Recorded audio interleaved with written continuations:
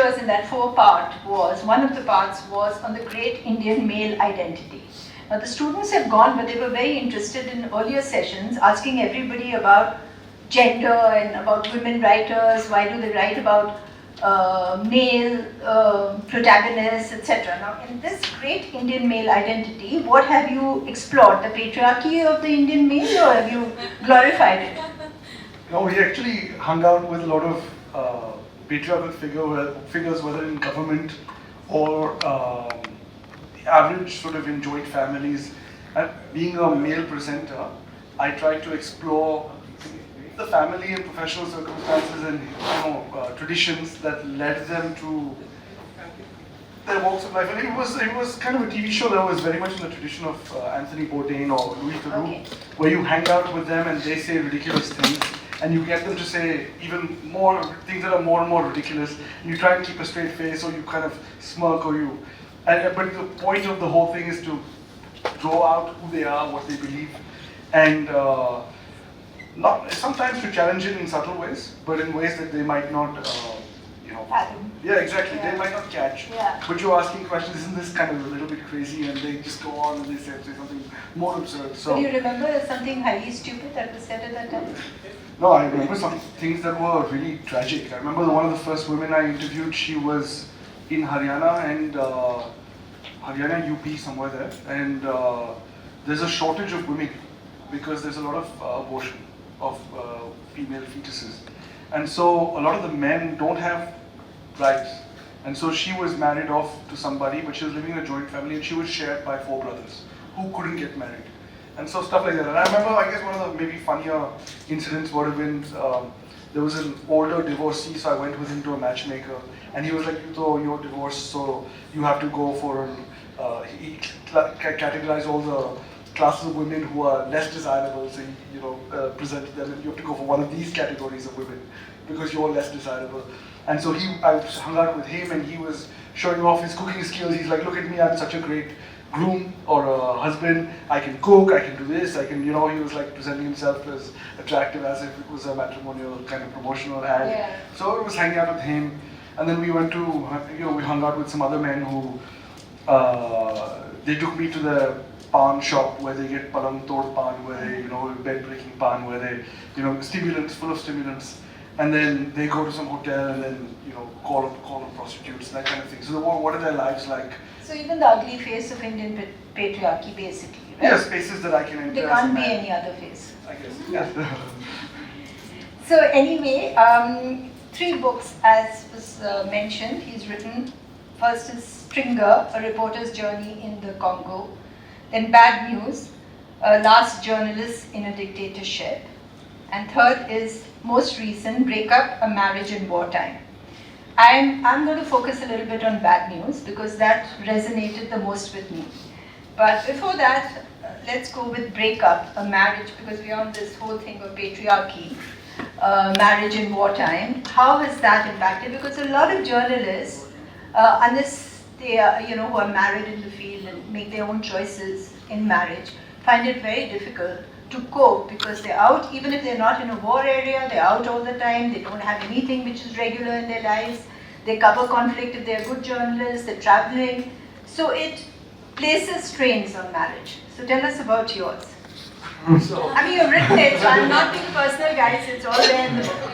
So I guess, the point of the book was to show, it served many purposes, but the point of the book was to show in the initial pages how the marriage allowed me to do my journalism, how it allowed me to create a sort of anchor that let me go out to places like the Central African Republic, in that case, where there was the ethnic cleansing of Muslims was happening, and I reported on that. I traveled through the country with a friend and colleague who's a researcher at Human Rights Watch, and we traveled into villages where massacres were about to happen, were happening, or had happened, and we reported on those things.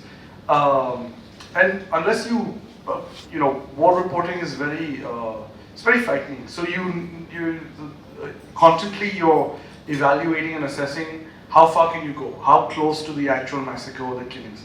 And so at every point, you do need a place to go back to.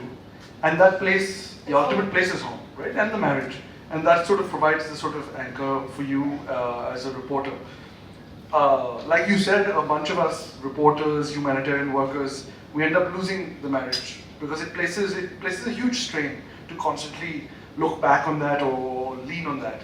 And for various reasons, marriages break down, but it's not very well reported on because, or written about, because this kind of reporting, this kind of vocation has been described for a long time in very macho terms, very masculine terms, to go back to patriarchy. Sort of, I'm the brave reporter, I face war, I'm invulnerable, and those are terms in which most memoirs and accounts of war had been written. So I wanted to make a contribution in the opposite direction to describe the vulnerabilities, the costs, especially from men, which hasn't been documented. So that was kind of my contribution to open it up. And only now are we talking about journalists, sort of the mental health of journalists, the psychological impacts, the PTSD, family impacts. All of this stuff is relatively new. When I went to Congo at the age of 22, I studied mathematics, showed up in Congo on a one-way ticket, and I found this job with the Associated Press. My editor didn't say anything about, he never asked me how are you doing, or how are the people you're interviewing doing, are you triggering them, or, what's your life like? Nothing. It was very cold, and that was the environment in which he'd been trained, and sort of the environment in which I sort of fell into journalism. So all of this stuff is new. Yeah, it becomes even tougher, I think, if you're a woman journalist in India, because at least when we joined, I think in one of the papers I was the first and the only, and they had to convert a toilet for me because they didn't have any women there, And the same thing, you've got to prove yourself, one, so that's the additional, you've got to be better than the rest because any mistake that you make would come at you. And the second thing is when you're traveling and you're covering conflict during the 80s is when we grew up in journalism, is, you had Assam and Punjab and you were seeing violence of the worst kind, and then you're bringing it back home, which is anchor, which is your emotional secure ground. And then it doesn't really quite play out like that because everybody's not on the same page, right? Right, and I guess, I can add to that, my ex-wife, the marriage that broke down and breakup, she was also a war reporter, and one of our first trips we made together in Congo, after we'd met, we went to meet this warlord who had been indicted by the International Criminal Court, and we went to meet him. His name is Matthew Ngujolo. And I did my usual interview, and I asked him, did you commit these crimes, how did you massacre, or whatever, and he said, no, I didn't massacre anybody, I was only protecting my community, all that sort of stuff. And then he was sitting on a bucket, upturned bucket, and then my ex-wife went up to him and said, you have been a very bad man. And she wagged her finger at him and he was like, yes, mama. And she was like, you should not kill anybody else. You should not massacre anyone else. And he was like, no, mama. And I remember I was taking my notes and I looked up and I thought, I could never get away with this guy. So it's interesting, how as a woman, she suddenly became his mother and played that maternal role. And she was able to have that rapport with him, which I could never have. And so she was able to create a space that I couldn't. And so each of us, I think, genders, there's challenges, but she was somehow able to challenge it, to open up spaces, conversations, dialogues that I couldn't get away with. And so that was also interesting for me to observe. Yeah, in the field, I think it does work for you. You can make it turn to your advantage in the sense.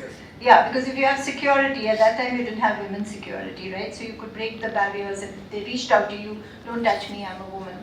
And you're there, right next to the person, right? So anyway, but why did you go to Africa? I mean, was that planned? Was it incidental? Were you excited about the war going on in Congo? Because that's where you went first, right? Yes, I went to Congo first. I guess the question, I think the more interesting question... from maths to war.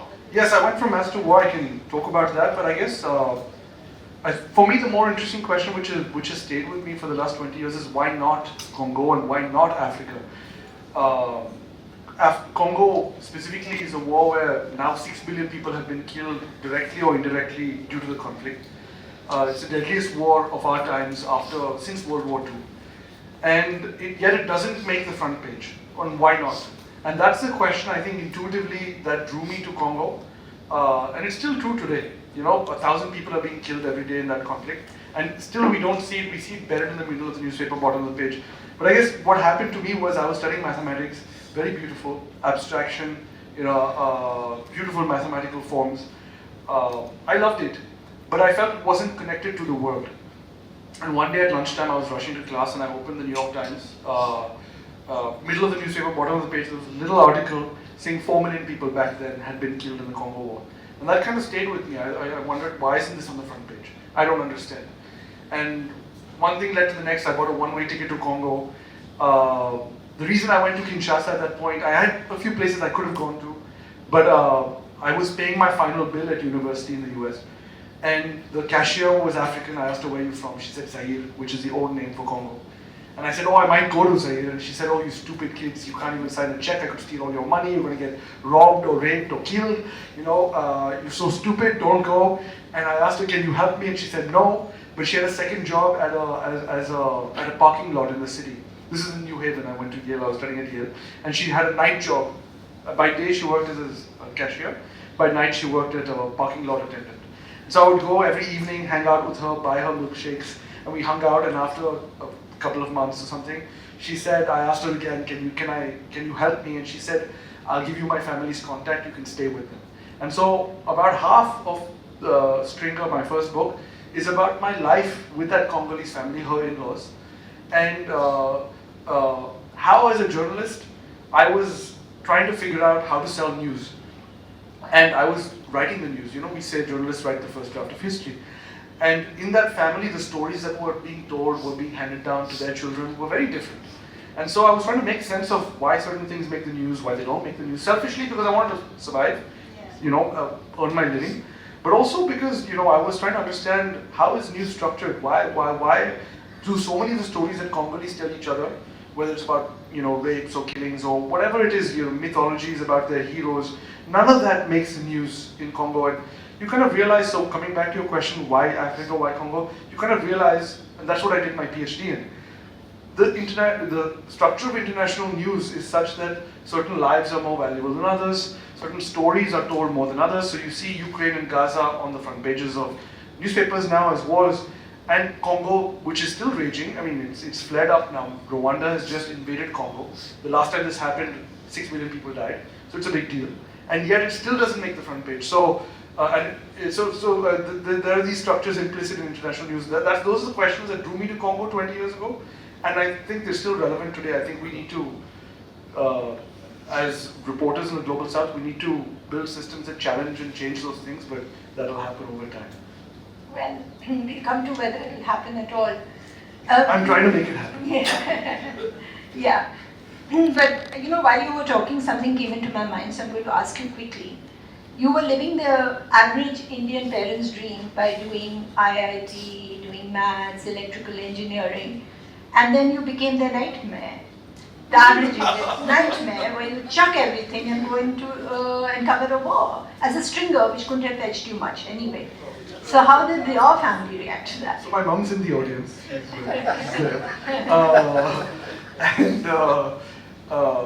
Yeah, totally. I think, you know, at that point, it was hard for them to understand because I was throwing away. They thought they'd done it. They'd raised the perfect son, you know. Mathematics, was working at a bank, Goldman Sachs, had this job, set for life, everything solid. And then suddenly I kind of had this urge to buy a one-way ticket, show up in Congo. I think it's still difficult, you know. Now when I'm traveling in Mexico, I live in Mexico, I'm reporting on conflicts there. I'm going to ask you that. But I now have human rights groups monitoring me, so every day I check in. And so I ask them now, every day, when they check in with me, they send a WhatsApp message to my mom, ma'am, we made contact with Anjan, he's fine. So that kind of reassures her in some way. But yeah, it's kind of... It's rough, yeah? Yeah, it's the least I could do, you know? So Mexico, you're sort of overseeing the construction of the Great Wall? Well, the president has actually done a great job in Mexico. She's pushed back on Trump. He was going to install these tariffs, and she did a great job, Claudia Sheinbaum. She kind of, she said, I'm sending 10,000 troops to the border, and you should stop exporting guns to Mexico. You know? Great statement. Yeah, she sort of pushed back, and she said, well, you're accusing us of sending drugs, but you're sending guns, which are killing, over the last 6 years, 200,000 people have been killed, 30,000 a year in Mexico. You know, we need that to stop. And so she kind of leveled the playing field somehow and got him to push back tariffs, you know, the imposition of tariffs by a month, whereas Trudeau lost his lost his position. He's gone. She managed to push back. And, So exciting times to be there, actually. I think so. In every which way. So, I want to get now to my favorite book, which is out of your 3 books, which is Bad News. And I know Vivek likes Stringer more, and I'm sure everybody has their own favorites. I just want to say he writes beautifully. So, it has to be read. There's a certain, there's a turn of the phrase.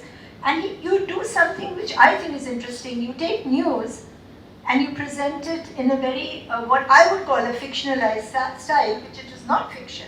It is reportage. But you bring in the quotes, you bring in the characters, you write a book in a very different way than any journalist normally would, which is what is very interesting. Is that deliberate, or is that how it comes to you? So I guess the 2 writers who really inspired me in this kind of form were Ryszard Kapuscinski, the Polish writer who wrote first-person reportage, memoir in a way, and V.S. Naipaul, who also traveled and wrote about himself. But I feel like you want to say? I just wanted to say you're more readable than Naipaul for that. Thank you. I also feel like I'm more personal than them. I kind of speak about my marriage. I speak about my emotions on a day-to-day level. Like Kapuscinski was apparently a spy. He doesn't reveal any of that. And but they were, as Global South reporters from Poland and Trinidad, reporting on the Global South, writing about the world. They were kind of the people that inspired me.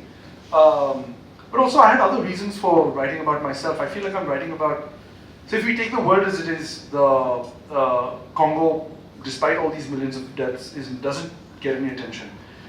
My idea was, if I write about Congo, the book's going to be obsolete in a few, when the next Congo book comes out. Nobody's going to really care because nobody cares anyway. So can I use my own story as a bridge? So I wrote about how I left mathematics, why I went to Congo. I was living in this Congolese family's house. I didn't make any money. The mother of the house one day, I couldn't pay my rent, so she came to me and she sat down, she was like, what did you study? And I said mathematics. She was like, you idiot, of course you're not going to sell any journalism, you don't know how to write anything. Well, this is a bad deal, my sister-in-law sent you to me, you're never going to be able to pay your rent. So all this kind of personal experiences day to day, I integrate them as a way of making my experience of reporting in Congo more relatable, so people might get interested in learn about Congo sitting on my shoulder through my own story.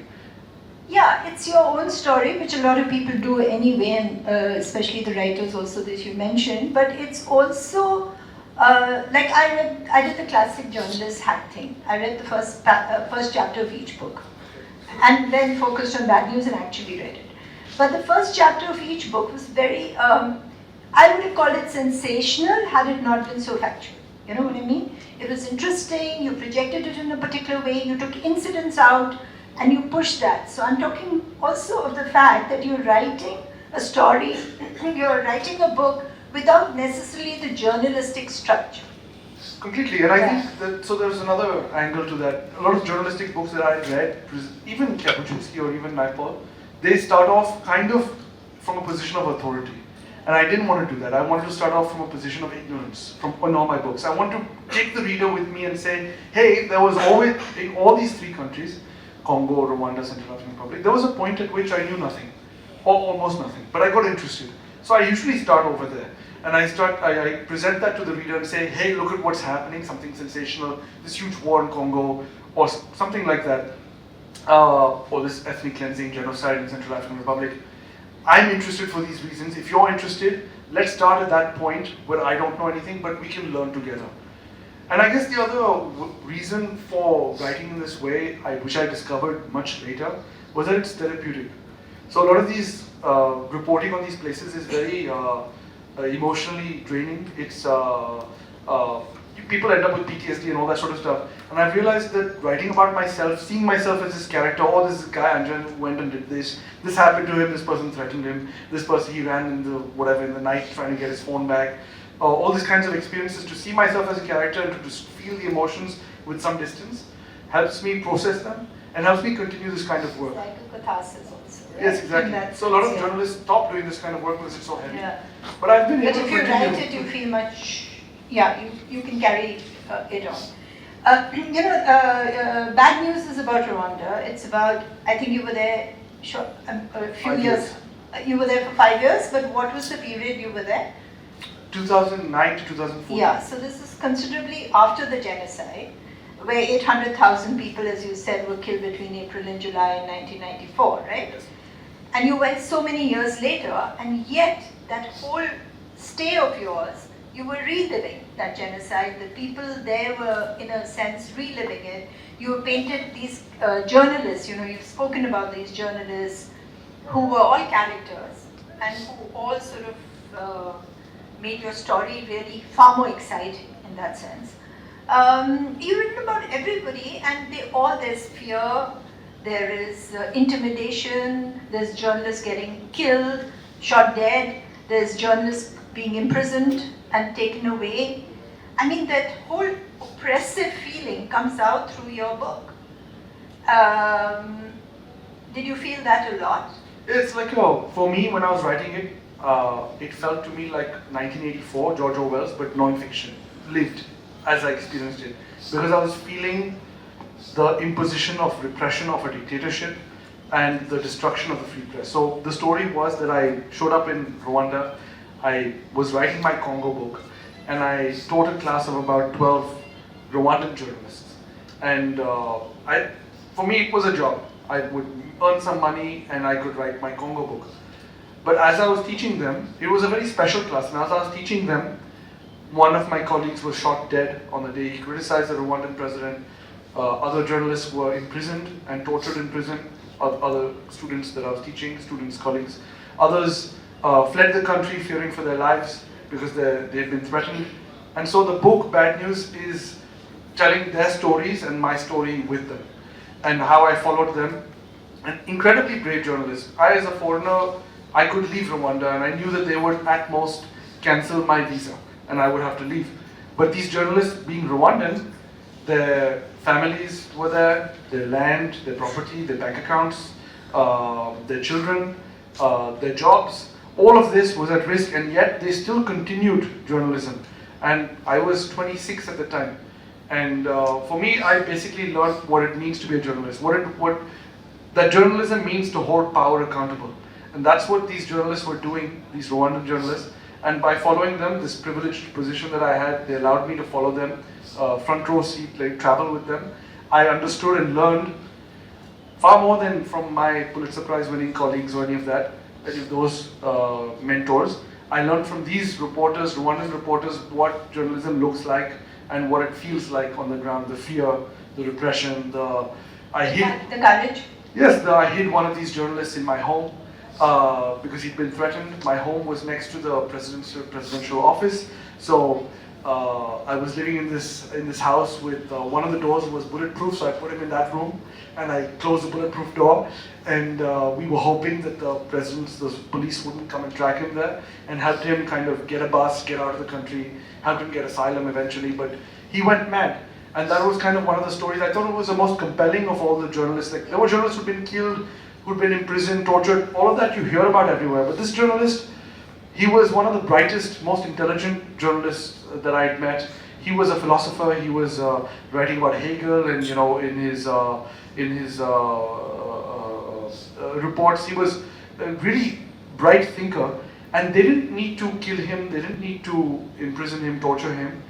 They just threatened him so much and made him feel so much paranoia that he lost his mind. And that for me was the power of the dictatorship, that you don't need to necessarily violate someone or be violent. The violence can be psychological and get into your mind, and he destroyed himself. And he's the main character, Gibson, in the story. He's quite something.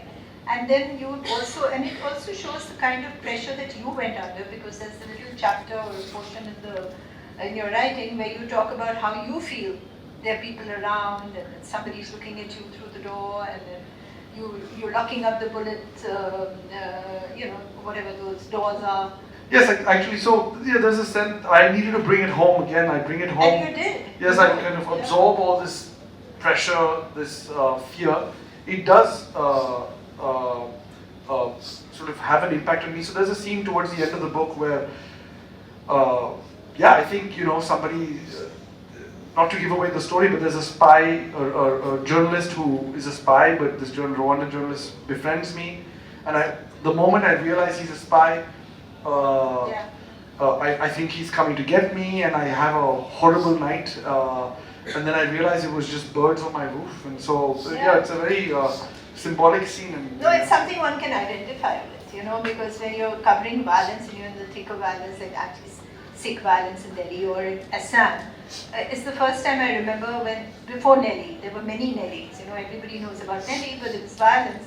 And for the first time I heard the sound of fear, because they picked up all these people and taken them in at the police station, and it's a strange, non-sound sound, which stays with you, you know, it's sort of, that sound remains with you all the time. Oh, like this moment in Rwanda when I was at the presidential rally, elections were happening, and the president was doing this rally, and I was taking notes. I was standing in the crowd taking notes, and this police officer came up to me quietly, tapped my shoulder and said, over here we're not allowed to take notes. I see you looking and writing, and you're not allowed to do that. And I asked him why, and he said, you know, it looks suspicious. And so I had to put my notebook away and I began to write on my hand. And I left that rally with my hand full of scribbles. And I had to go to a cafe and then transcribe it from my hand back onto paper.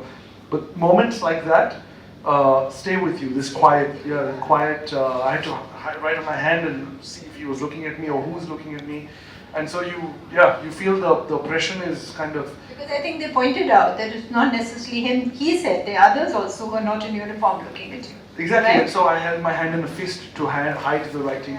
And so these are the ways that you kind of try to subvert the dictatorship. And I guess, you know, it's like George Orwell, the opening scene of 1984 is Winston is writing, there's a camera in his room, but he's trying to evade the camera and take notes and write something down. And that's his moment and act in which he finds freedom.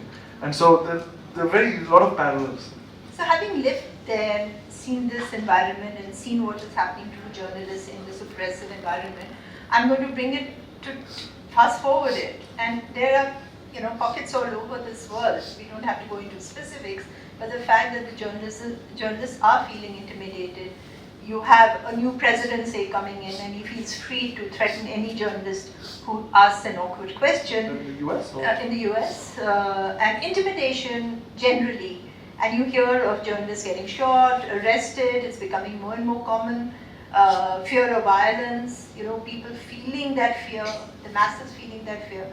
So as a journalist, I mean, you know, like you've written in your book, which I thought was very, very poignant, is when you went with these journalists outside and you went and you came across these hundreds of people living in homes without a roof. And when you asked them, they said, we've destroyed our own roofs. Yeah, that's very powerful. It's so that very powerful. Again, and you can see that happening, you know. Like around the world, yeah, you can see, I mean, again, that was what caught my attention. It wasn't the murdering of people, torture of people by the government, the use of violent force. That happens, and that's been written about. But I thought the real power of the dictatorship in Rwanda was when I traveled with this journalist who befriended me, who ended up being a spy. One of the ways he befriended me and tried to earn my trust was to take me to these villages where we suddenly were walking through the villages and there were just mud walls and the roofs were gone. And it was a rainy season, people were outside their homes, they were sick with pneumonia. They were drenched, wet, you know, they had no shelter. And I asked them, who did this to you? Who destroyed your roofs? Was it the army? Was it the police? And their answer to me was, no, we did it. We destroyed our own roofs. And the old man. Tell yes. me about the old man who did it for that lady. Yes, so there was an old lady who had said, you know, the president of Rwanda had apparently at some speech said, I think thatch roofs, huts with thatch roofs are primitive. They look ugly. We need to get rid of them.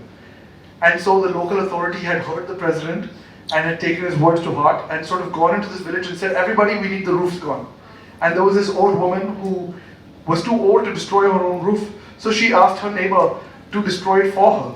And this guy very proudly said, you know, I destroyed her roof for her because she couldn't do it herself. We've complied with the president's orders. And so obeying the president's words was more important than uh, their own shelter. They were willing to self-sabotage, do themselves harm in order to obey the president and be seen as a good citizen. And that for me was the true power of the dictatorship. When it gets into your mind and makes you work against yourself, against those you love, against your community, because being in the good graces of the dictator, of the government, is so important. And you're so afraid of that you're willing to harm yourself and then proudly talk about how you've harmed yourself. And this is what happens to the media as well. It sort of gets into your mind, and it's happening all over. And you can see it in democracies, you can see it in dictatorships, more and more. They're so scared, so terrified, that you implement what you think the master is going to say before he says it. And in the process, don't you feel, now that you've traveled all over, that the media is getting more and more polarized, more and more sort of subjugated to the big thing? Yeah, I guess it's getting more polarized. It's either angry or, sycophantic or propagandist. It's sort of there's a lot of distrust of the media. A lot of journalists feel like they're not respected by the general population, and I think a lot of people feel sort of.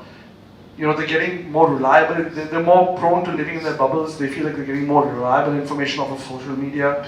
We're living in very difficult times for what journalism even means, how it's valued.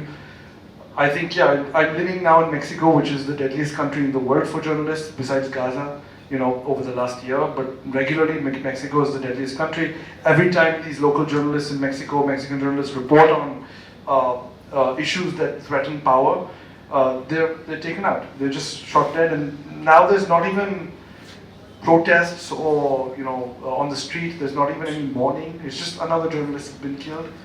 We're living in a very frightening time for information, for who believes what, and I think there are ways that journalists can rebuild trust, and I'm kind of trying to explore some of those avenues. But I feel like the audience that we have is now more niche. People who truly value evidence-based reporting, evidence-based writing. A lot of people want confirmation bias. They want their beliefs to be confirmed, whatever it is. And they kind of follow those people. So I guess we live in an era where influencers and not journalists are kind of at the forefront of society. And they're the ones who get, a million followers on Instagram or whatever. Yeah, exactly. I mean, if you're visible on Twitter, you're more famous than somebody who's doing real solid work. So it's just sort of turned around. And also fake news, propaganda, lies. This is something we spin on a daily basis. And there are television stations all over the world that do that. There's print media all over the world that does it, apart from whatever you see on the social media. Yeah, to the point where I think, it's like huge, like what's happening in Gaza, for example, the reporting has been incredibly polarized. And for me, for example, the World Food Kitchen, for example, their workers were killed, and they were talking about the fact that they couldn't get food aid into Gaza, but the media is so unreliable or so polarized that reputable institutions were claiming that you could get food aid, but they were saying they couldn't. So what's the truth? It gets very blurred. You don't know. It's very hard to follow what's actually happening. Yes, it must be, younger journalists particularly. Journalism students always ask you, how do you know what the truth is? How do you find out the truth, right? Yeah, and I'm trying to now lean into that. I think we live in a time of visual culture. We also live in a time where subjective narratives hold more weight than objective truths. So I'm trying to lean into that, explore that, rather than fight a battle for objectivity. I'm trying to now, for example, make visual art from my journalism, which I'll be speaking about tomorrow at 11 a.m. I have a session about that. So I'm trying to lean into other forms that are more subjective, that maybe are more accessible and more palatable to our audiences nowadays, and see if people will be more amenable or interested in accessing journalism through these other more subjective forms. And my own memoirs are more subjective, and so maybe through stories, people are more interested in getting into what's happening in Congo or Rwanda. Whereas if I just present them as an objective story, a journalistic story, maybe they're like, oh, I don't have time for this, or this is too heavy for me, or whatever. I don't know. Yeah. So you're not regretting not having gone to Goldman Sachs? Now, sometimes you do regret because this journalism is so poorly paid. Yeah. It's poorly paid. It's dangerous. Nobody wants to print the truth very easily. Yeah, but you get a sense of. I guess on the other flip side, you get a sense of. There's a reward in the work that I just wouldn't as a banker. My friends who became bankers or mathematicians at Goldman Sachs or whatever, now they're coming to me and they have everything, but they're like, what have I done with my life? So that you're spared from.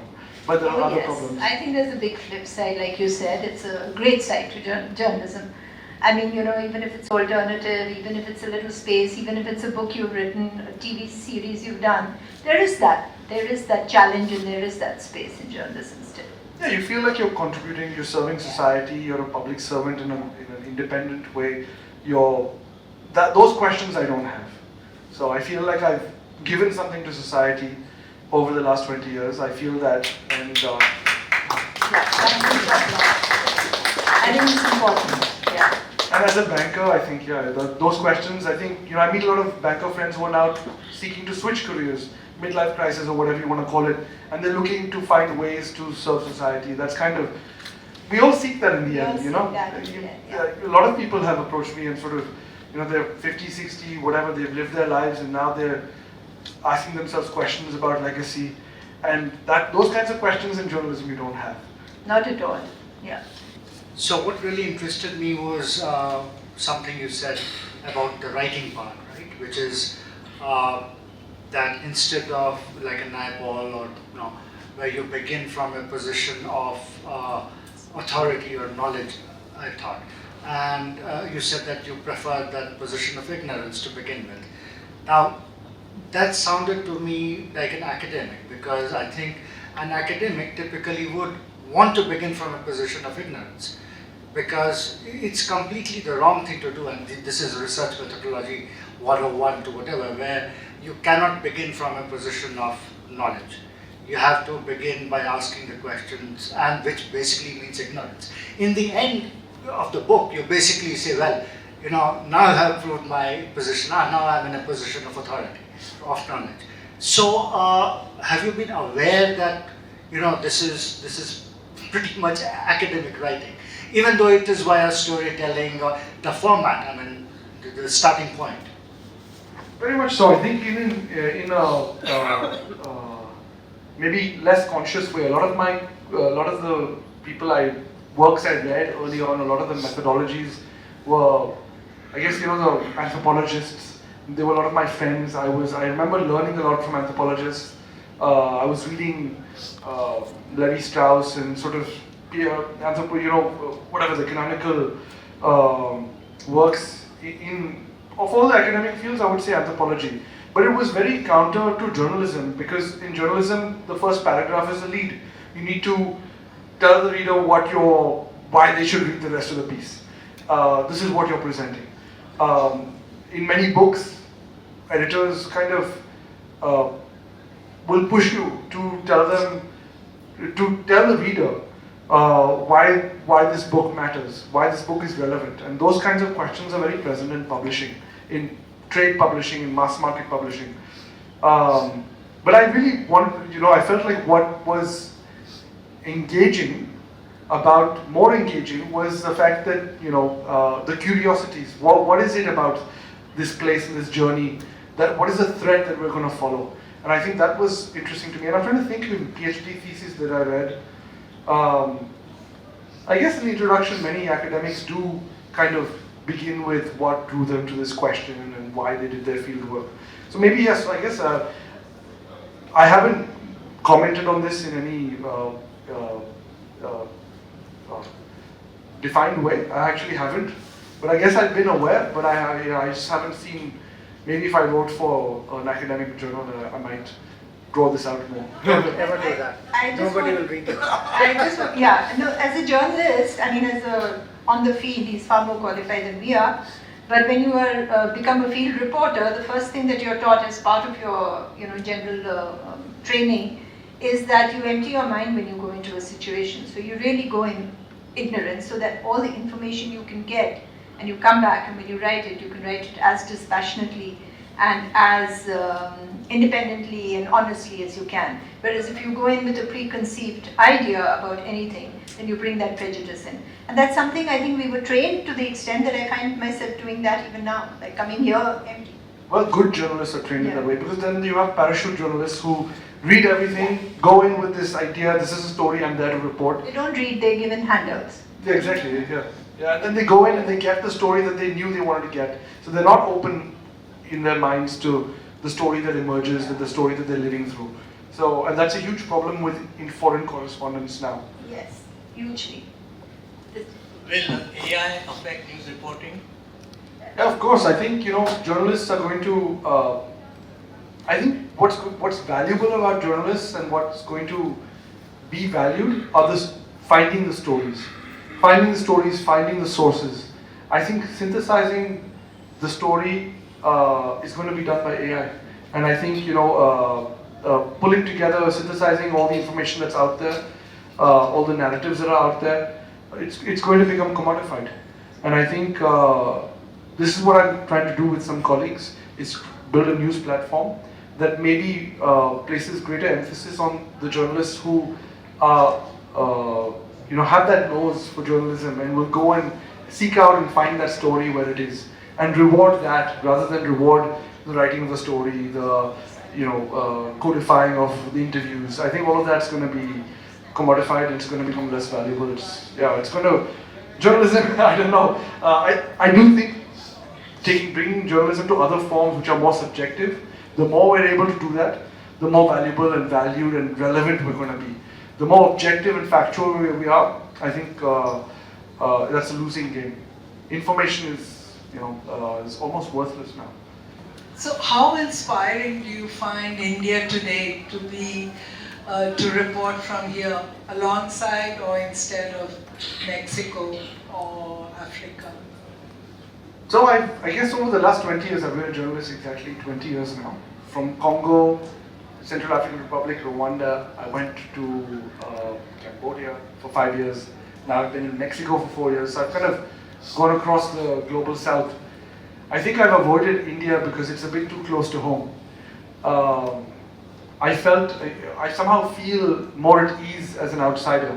And I feel somehow I can trust what people tell me in India, or for example in Sri Lanka there was a conflict there and I wondered if I should go to Sri Lanka. But I felt as a Tamilian, I would get a certain side of the story. I would be seen in a certain way. And I felt unsure about the kind of neutrality or the objectivity with which people were going to speak to me, what kind of information they were going to give me.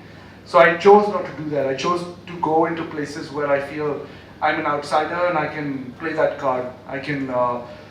I'm more comfortable in those situations. But I guess India is getting more interesting for the nature of the government, the closing up of open speech. When I did the TV series, this was in 2016, I remember going to Connaught Circle and I asked them, I just did Vox Pop, which is regular interviewing people on the street. And I asked them, well, what do you think about the government? And they were like, oh no, we're not going to talk about the government. And I was like, really? I didn't know the India I grew up in was very different. And I thought that was a subtle change. And so then I remember I was like, nobody's talking to me. So I asked them, say something good about the government. And that they were very happy to do. And then I said, after asking that question, I said, well, what are some of the criticisms of the government? And then they opened up. So I had to be a bit more coaxing and a bit more, I had to make sure that they didn't feel that I was portraying them as critical of the government. So those kinds of things are, you have to just listen to how people speak. And I think, at least for my journalist colleagues, they tell me there's a lot of work to do in India. So. Well, Anand, my question is with regards to wartime reporting and peacetime reporting. Like say when I read John Pilger or books like that, when I am taken back into a situation or I am taken back into a time where I do not live. But now, when we are talking about, say, peacetime, say in India itself, most of my friends, journalists, have quit their jobs. because they are not happy being journalists in this country. So one is that yes, there is a need for honest journalists, honest writing, but at the same time they are not paid or they do not get published. So is it a problem of the journalists? Because I cannot put my TV on, I cannot watch what they speak, or I cannot hear what they speak. So one is that, is it the public which is pushing journalism into this extremely terrible state, or are the good journalists quitting journalism and getting into something else? Like you said that you, with your friends, are thinking about doing something. Some of my friends, similar, they have left India or they have quit their jobs and are thinking about doing something where true journalism exists. But it's still a pipe dream, So my question to you is this, that is journalism dead in India especially? So I guess, the first trend to remember or note is that the digital news or the digitization of news has meant that journalists and journalistic articles are now competing with entertainment and cat videos. Journalism is competing with cat videos, for example, for clicks. And journalism was never intended to do that, can't compete with cat videos. And that's what we're seeing. Our journalistic articles are not being clicked on and we're not getting paid. And so that's a kind of the techifying of journalism. That's sort of how tech has been brought into journalism. It's completely killed the economic model for how journalists can survive. So that's something that is independent of whether a government is right wing or left wing. That's a global trend. The trends you're pointing to, for me, it becomes the reason I didn't work in India for a long time, to answer man's question here also, was I always felt there are such great journalists working in India. What am I going to add as a young reporter or whatever, 22 years old, 24 years old when I started journalism? What am I going to add, beyond what they're already doing? And I'd rather go to some place like Congo. When I showed up in Congo, I was the 4th international foreign correspondent there. In a country, Congo, the size of Western Europe. 4 million people had died at that point. Only 4 foreign journalists. How?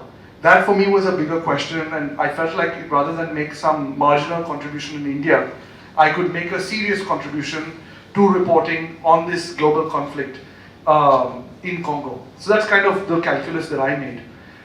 But as free speech closes up, as the media gets more propagandist, yes, you have a closing up of journalists find it harder, but journalism becomes more meaningful. So that challenge interests me, and that's what I was pointing to. Now I'm more interested. I feel like there aren't that many journalists. I gave a talk at Harvard 2 years ago, and my interlocutor, my interviewer, he was a BBC journalist, foreign service in India, Indian journalist, and he said we need journalists now in India. And nobody's ever said that to me. There were always so many great journalists in India, and now they're saying we need journalists. But I guess I would ask Seema as well. I mean, you're doing the work here, so do you feel journalism is dead? What's your answer? It's dying pretty fast. It's there's like he said, so many have left, etc. There's a lot of pressure on journalists.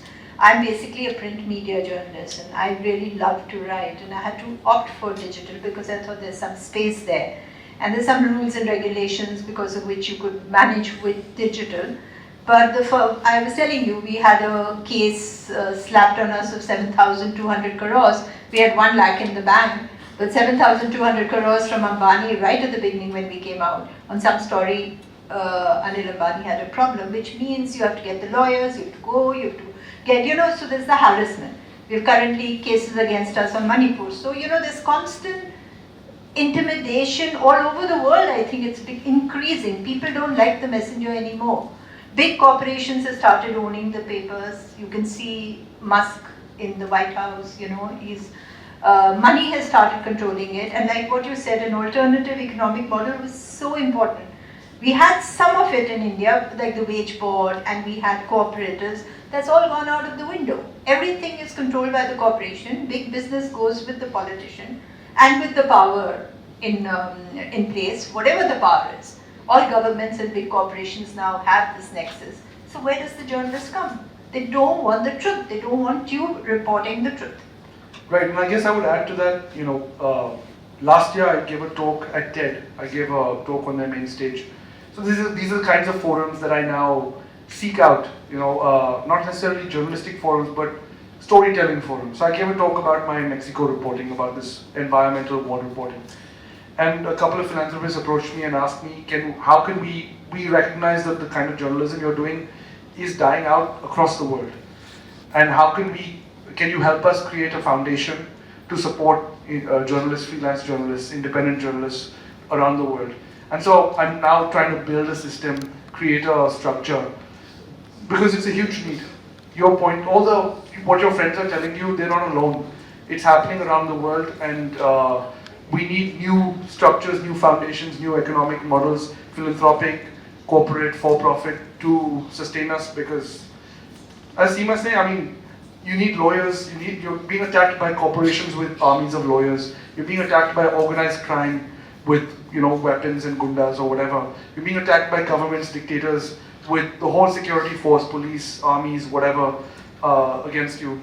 The threats are from all fronts, and journalists are independent, alone. And if the law is not going to protect us, then how do we build a community that protects, where we help each other, protect each other? That's where we are. And can society function without good journalism? No, a democratic society, no. If wherever there's power, power is going to be abused. And you need journalists to hold that power accountable, to stop that abuse of power, and to bear witness. And that's never going to go away. In fact, the more power there is in these centers of power, organized crime, or governments, or corporations, the more abuse of power there's going to be, the more relevant and necessary journalists become. But the less these powers want journalists, they don't want to be held accountable. So it's a constant battle. So people can do a thing, you can subscribe, you can pay. Everybody wants, like in India, everybody wants free news. You don't want to pay for your news. If you don't want to pay for your news, then all the people who are there digitally or trying to give you an alternative voice, lots on YouTube, etc., they don't get the money. They're not able to survive. Lot fold up because nobody wants to pay. Everybody who's crying the loudest about press freedom are the people who are not supporting a free press, even if it's a niche. So that is it has to go back to the masses, and people have to feel and understand their responsibility in keeping the fourth pillar of democracy free. Thank you so much. Thanks so much, It was Seema. really Thanks good. for the question. Thank you so much.